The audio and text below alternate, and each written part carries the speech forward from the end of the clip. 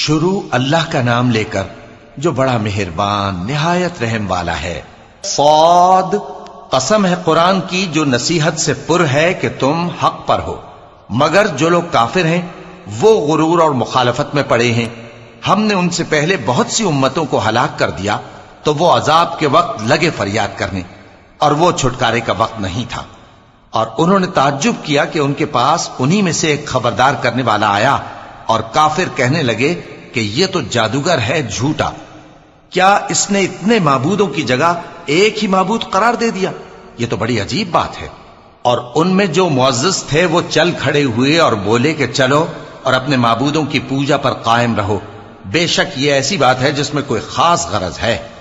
یہ بات کسی دوسرے مذہب میں ہم نے کبھی سنی ہی نہیں، یہ تو بالکل گھڑی ہوئی بات ہے۔ کیا ہم سب میں سے اسی پر نصیحت کی کتاب اتری ہے؟ اصل بات یہ ہے کہ یہ لوگ میری نصیحت کی طرف سے شک میں ہیں، بلکہ انہوں نے ابھی میرے عذاب کا مزہ نہیں چکھا۔ کیا ان کے پاس تمہارے پروردگار کی رحمت کے خزانے ہیں جو غالب ہے، سب کچھ عطا کرنے والا ہے؟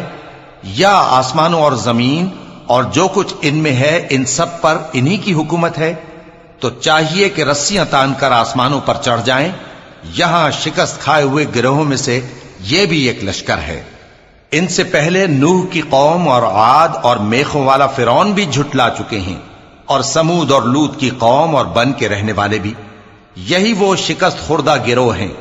ان سب نے پیغمبروں کو جھٹلایا تو میرا عذاب ان پر آ واقع ہوا۔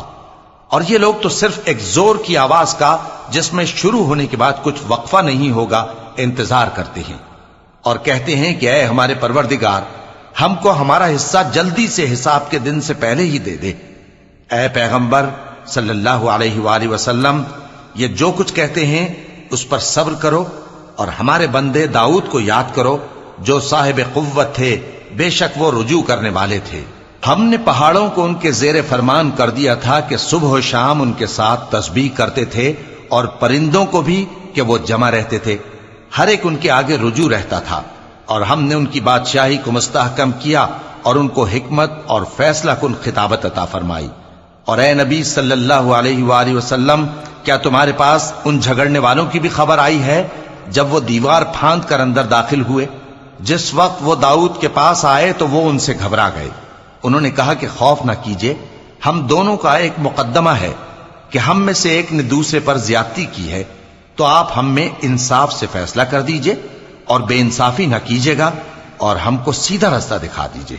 بات یہ ہے کہ یہ میرا بھائی ہے، اس کے ہاں 99 دمبیاں ہیں اور میرے پاس ایک دمبی ہے۔ یہ کہتا ہے کہ یہ بھی میرے حوالے کر دے، اور گفتگو میں مجھ پر حاوی ہو رہا ہے۔ انہوں نے کہا کہ یہ جو تیری دمبی مانگتا ہے کہ اپنی دمبیوں میں ملا لے، بے شک تجھ پر ظلم کرتا ہے، اور اکثر شریک ایک دوسرے پر زیادتی ہی کیا کرتے ہیں۔ ہاں، جو ایمان لائے اور عمل نیک کرتے رہے، اور ایسے لوگ بہت کم ہیں۔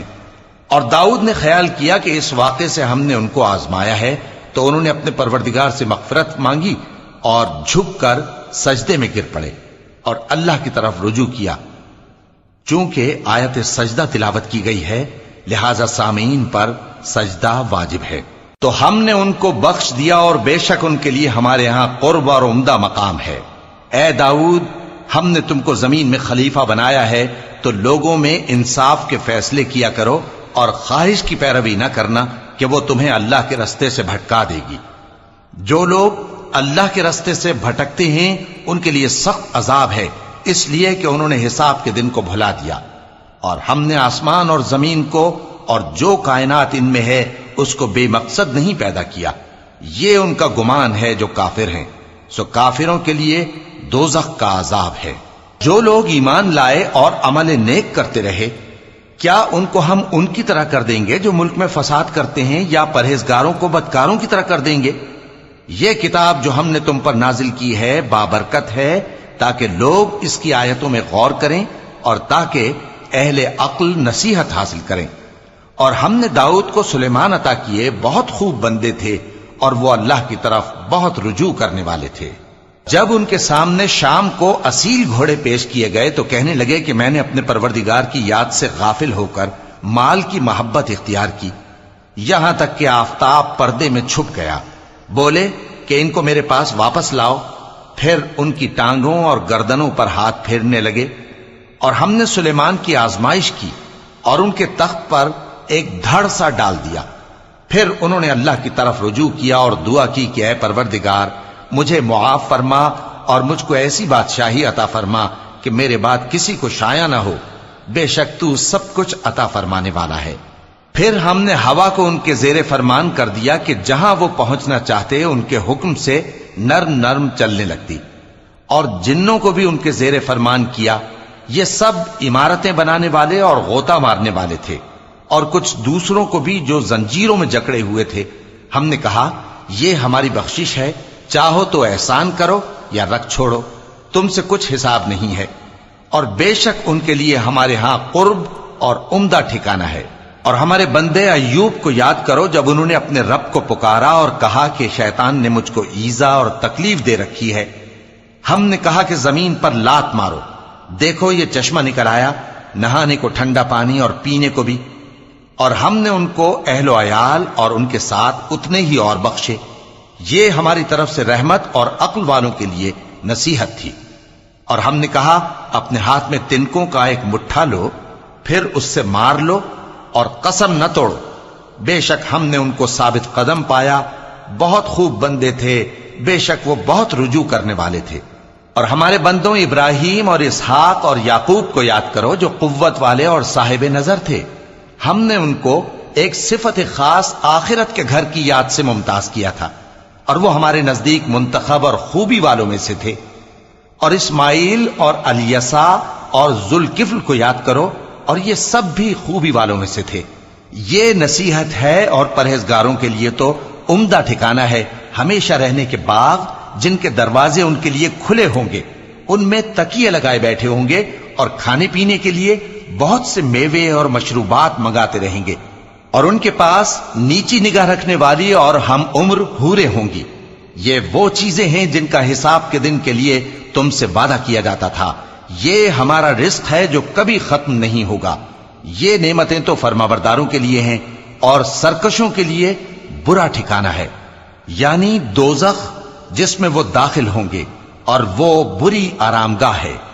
یہ کھولتا ہوا گرم پانی اور پیپ ہے، اب اس کے مزے چکھیں، اور اسی طرح کے اور بہت سے عذاب ہوں گے۔ یہ ایک فوج ہے جو تمہارے ساتھ گھستی چلی آ رہی ہے، ان کو خوشامدید نہ کہا جائے۔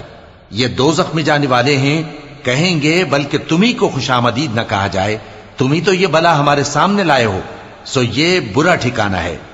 وہ کہیں گے اے پروردگار جو اس کو ہمارے سامنے لایا ہے اس کو دوزخ میں دگنا عذاب دے، اور کہیں گے کیا سبب ہے کہ یہاں ہم ان لوگوں کو نہیں دیکھتے جن کو ہم بروں میں شمار کرتے تھے؟